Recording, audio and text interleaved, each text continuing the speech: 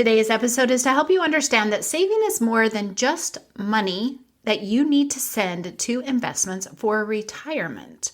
While investing is essential to beat inflation and necessary to help you reach retirement, saving helps us build financial security in multiple ways.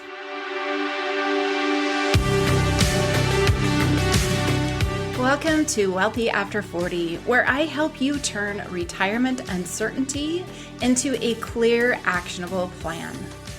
If you're thinking about retirement but feel unsure whether it's even possible, I understand.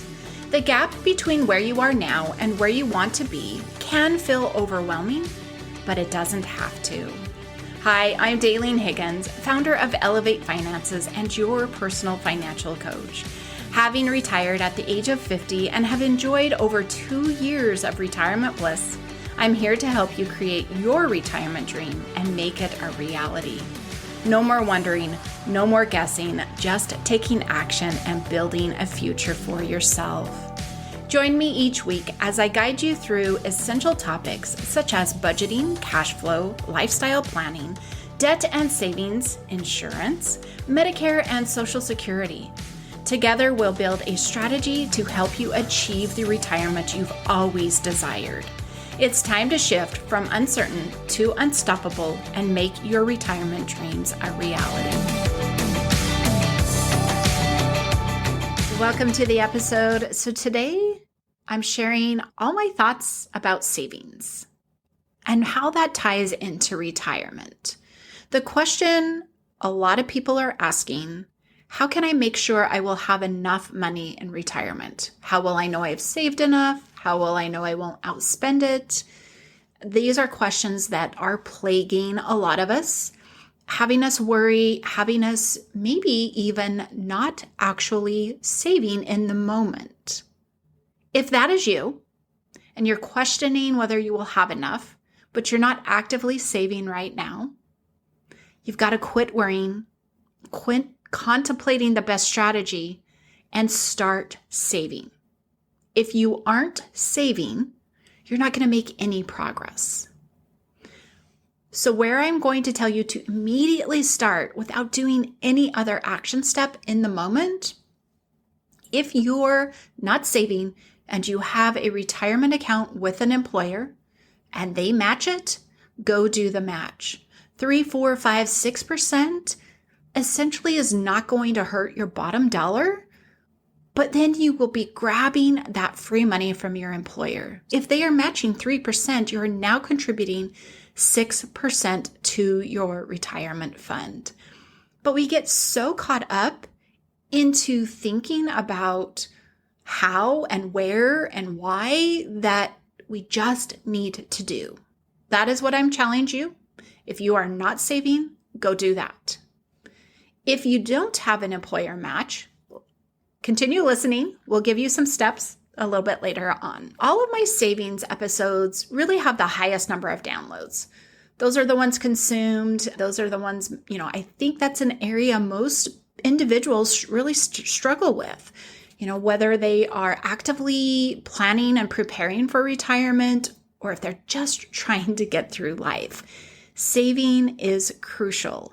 And in this episode, I'm going to share with you why I believe saving and learning to save is the number one habit, money skill, whatever you want to call it, that you need. If you master that, managing your money becomes so much easier. I have a download of all my episodes with all of the links available for you to go and listen to. As we're not covering all of those things in this episode, if you have questions, go check that out. Make sure you download that and you can go and learn a lot more about savings, different accounts, different approaches, different strategies. That is there for you to go and download. This is an area, like I said, I see a lot of people struggle. A lot of people come and working with me. They say, I'm not able to save. It's just really sometimes an abstract concept to try and save. And it's my second approach. Make sure we get the budgeting done. That there will help us make sure we're not over saving. And I'll share more a little bit about that in a minute, but really defining what it is that you're able to save, making sure you're covering everything else, because if you're not defining that number, you can cause other problems. The other day I was listening to a podcast interview, and this was a host interviewing a financial coach. And she said, and it just stuck with me as I was preparing this episode, she says, I help you cut expenses to save money. And I was like, okay, this is not my approach. I believe myself as a coach that cutting without process can be very detrimental. What I mean by that is, I do have clients that come and say, I need you to tell me where to quit spending and to cut. If I tell you, okay, you have 5 streaming services and you only need 1, you're going to be shoved into a scarcity mindset. Like, well, I can't get another one. She told me I can't. Or, if you cut that because you're like, okay, you should only have 1, it's really detrimental. My approach is different in that we begin getting you to manage your money. We begin building what future goals you're wanting. Are you wanting to, really shave off 3 years, 5 years and retire early? Or are you needing to pay down debt? What is it that you truly desire? As we define that and as we create you the money management system, that natural process of eliminating some expenses just happens. And it's so much easier to have that shift of, oh, okay, if I take this and instead of doing this, I put it towards this, I am going to see, leaps and bounds. And so it's a much more abundant mindset. Instead of cutting and reverting back, we're just directing our money differently. But I do promise, if you were to work with me, as all of my clients that have come before, in session 1, they walk away knowing how much they can save every single month. And you can experience this as well, either through my Financial Freedom Accelerator or my Retirement Strategy Intensive. Both of those links are down in the show notes if you want to go and read more about that and see what that cost is. It just helps to be able to create a budget that defines at a savings amount. Boom. And you're running to be able to reach your goals. But I really just wanted to share that my process is we get your current money going on and what do you desire? What do you need changed? What do you want different about what you're experiencing today? And that just naturally has you shifting and directing money in a different way. It's very, very powerful. I watch it with each and every one of my clients, and I'm just amazed at how quickly they can find it within themselves to start making these shifts. All right, deeper into my belief that being able to save, learning to save, is the number one habit or skill that will help you simplify the concept of saving money.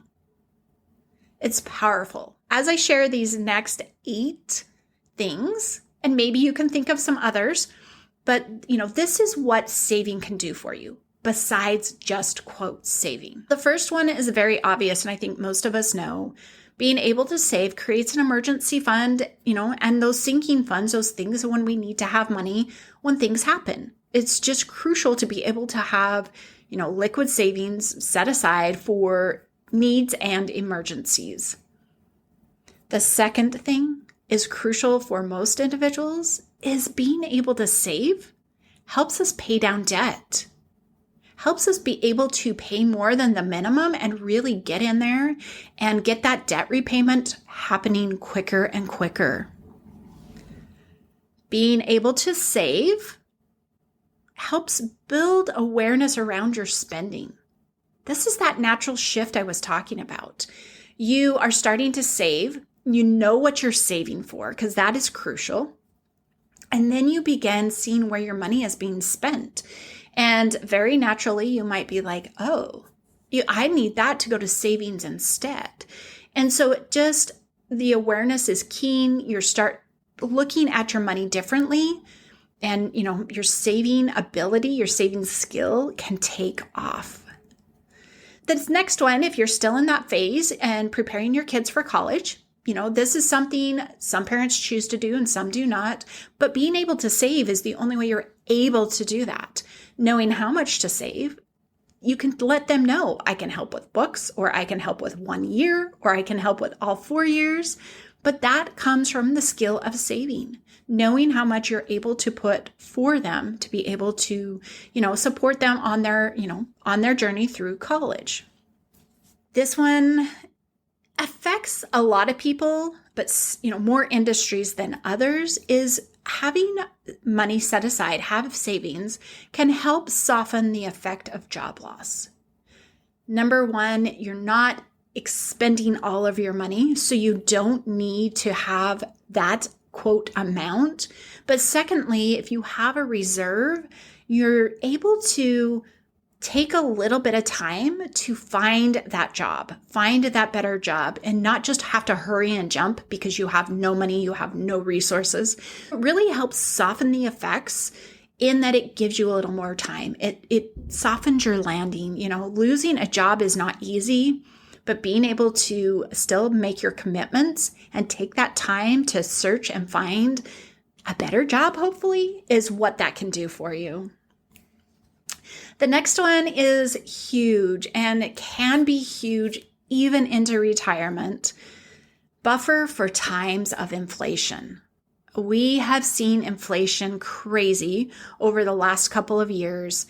And if you've heard me share before, my savings was my buffer when my natural gas bill rose by $60 a month, just out of the blue. Being retired, you're on a quote fixed income. And so what do? Well, you make that shift from your savings. I won't be able to travel as quickly as I wanted, or someplace, as fancy, or I may not be able to buy as many gifts for individuals, or I may have to cut back on how much I spend. These are the shifts you can make as you save, and then you buffer for those times. And I know this was a struggle for a lot of people. Inflation affected us. How are you going to cover the cost of groceries when you're not buying anything different? You shift it from your savings. And while it's not fun, it makes it so it happens. And it's not increasing your debt. It's not increasing those credit card limits and balances.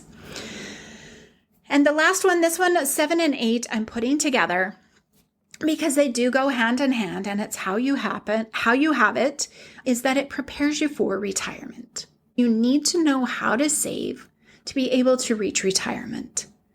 And you need to know how to save to build your wealth.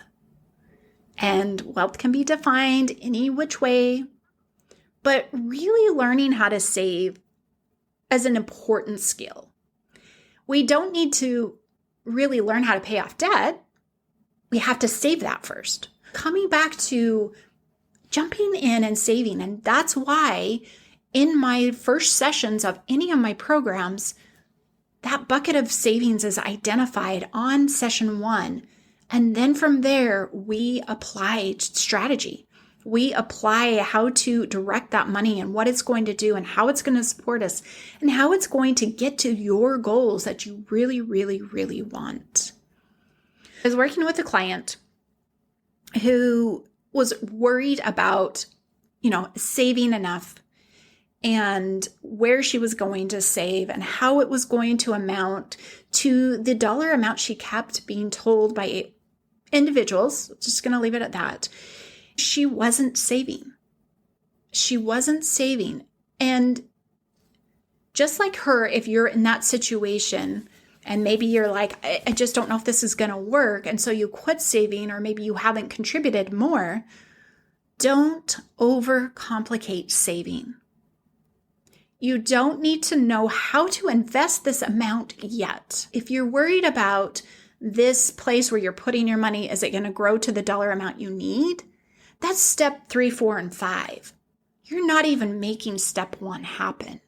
And that is crucial to even try to get 3, 4, and 5 to happen. What I want you to do is get comfortable with creating savings.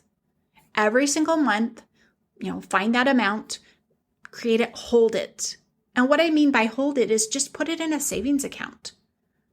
It's not going to hurt to wait 2, 3, 4 months while you're in this process. It'll make sense in just one moment. And just get comfortable with creating savings. Don't feel pressured like you need to throw that into an investment yet, because you need to be able to prove to yourself that you can create these savings time and time again. Being able to do so will limit your feeling of scarcity.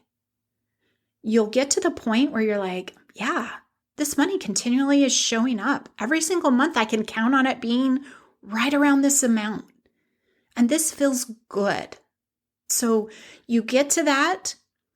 And while you're holding it, so we talked about that, creating the flow, of that savings 2, 3, 4 months. While you are doing that in month 2, 3, and 4, you're going to learn about your retirement account options. What is available through your employer? What does that look like? What does investment options look like outside of retirement accounts? Start learning and start educating yourself. Then, when you've proven that you can create the savings time and time and time again, you're now ready to put that money in the best place for you. Instead of jumping ahead to step 3, 4, and 5, we've slowed the pace. We've taken step 1. I can save. I can continually save. This money is showing up. And I've learned, okay, these are my options. This one feels the best. It means this, this, and this for me. And then I can contribute savings to that. And then from there, you educate yourself on, how do I make it grow? Is this the best thing? But it's already working for you. You're not stuck in, where you should be doing step 1 and just trying to analyze how 3, 4, and 5 are going to line up and get you there. You've really got to take step 1. Being able to create this flow of money each and every month is so crucial. And then you decide what direction it needs to go. So in my programs, I help clients build stability at home first. This is essential to building stability and limit the addition or the accumulation of debt. I worked with a client in spring, and she came to me and she says, I don't know what I'm doing. I just keep accumulating debt. And she's a budgeter. And I said, okay, we began working together, shared with her the strategy of building stability and looking for what's happening next and being prepared for those expenses that don't happen every month, but we are required to pay. These I'm talking are your car insurance if it's every 6 months or 12 months, your property taxes. There's lots of different expenses that only happen every 3 months or quarterly, every 6 months, whatever. It's just not a monthly reoccurrence, and it gets us caught up. Take your time to use your savings to build those first so that you're not always adding to your debt load while you're also trying to build up your retirement, because you carry in that debt into retirement. There's a huge demand on how much money you actually need in retirement. I'm going to give you your 2 action steps today. If you weren't the person who isn't saving, that was action step 1, truly, but this one is step 1. Determine your savings amount you have every month. Get yourself a budget, how much is left over, and then make this repeat. What is that number? What is that comfortable number that is showing up every single month? Then the next step, before you throw that into your retirement, is to determine what expenses are coming up in the next 1 to 2 months. You've got property taxes coming up. Do you have a vacation planned that you don't quite have money set aside for? There's all of these things that we are like, oh, I committed to this and I forgot. And then because we haven't built the savings, we're turning to our credit cards or some other form of debt. And so being able to balance savings and debt is just not working. Get those expenses covered and then determine how much is left over from that to be able to support your retirement goals. Again, you've got to prove to yourself that you can save that amount every month. Then you can go out and get you some strategy. Take that first step, take it slow. Make sure you are like, yes, I can do this. Yes, this is working. And I know we want to rush through, but money is a marathon and not a sprint.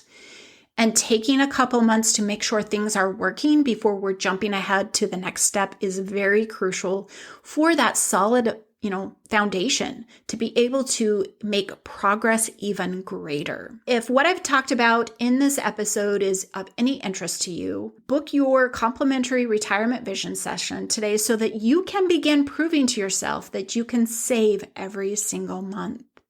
During that 30-minute call, I can support you in better understanding how savings happens in both of the programs I mentioned earlier. So be sure to book that call. That's the first step. Let's jump on and discuss what it entails even beyond just being able to save. To recap what we discussed in today's episode, we basically said you don't need to have step 3 solved before taking action. In fact, it's probably stalemating you and stalling you out, and we need to just take our time. Ensure that we are solid with each and every step as we go forward. Go back to that saving, know how much it is, and just keep that cadence going, and then educate yourself while you're waiting to prove to yourself. Go take that first action step of defining your savings today, and we'll see you next week. Thanks for listening. Each week, my goal is to help you get one step closer to retirement so you can be excited for that big day instead of stressed and just hoping it will work out. If today's episode got you thinking about your retirement plans and you're wondering if you're on the right track, I'd love to connect. Let's explore how you can confidently design the retirement you've always dreamed of by booking your free retirement vision session today. In this 30-minute call, we'll clarify your cash flow, what's coming in, going out, explore or refine your retirement dreams, and make sure you're not missing any key areas that may impact or delay you in reaching your retirement goal. Book your call using the link in the show notes below. Don't wait to get clarity. Take that first step toward your dream retirement today.